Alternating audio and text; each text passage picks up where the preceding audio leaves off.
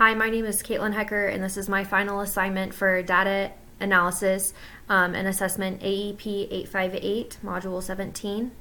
I created my data protocol for my current school district, USD 489, but that could easily be applied to any school district. Starting off at the top, I have an area for the date.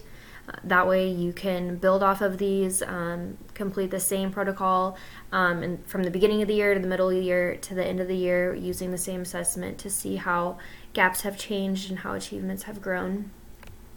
I also included an area for the building as well as the team members, as this could be applied to elementary level, the middle school level, or even the high school level. I included an area for the goal. That way you can focus this protocol just around one goal and then the assessment tool that was used to achieve the goal. I built my data protocol based off of Victoria L. Bernhardt's continuous school improvement plan and her 9 essential questions in regards to building your improvement plan. So on the far left side is all of her 9 essential questions.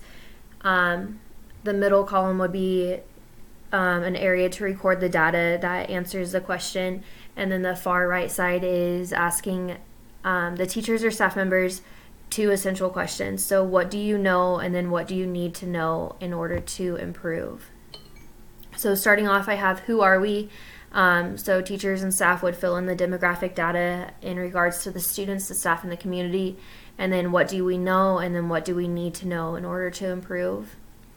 How do we do business? So looking at the perception data and processes, especially the culture and the climate, looking at the school's values and beliefs, what do we know, and then what do we need to know? Where are we now? Looking at results from the assessment, looking at the strengths, and then of course the areas for improvement. Why do we exist? Looking at the purpose and the mission of the school and how it applies to the goal. Where do we want to be?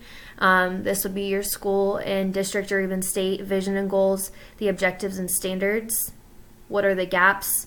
Where are we now and where do we want to be? How can we get to where we want to be? So this is the action plan. What are you going to do to achieve this, the data or the scores?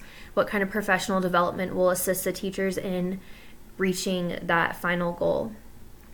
How will we implement? So the implementation strategies, what is your action plan? And then how will we evaluate our efforts? So looking at a final assessment, reflecting on that data, and going from there.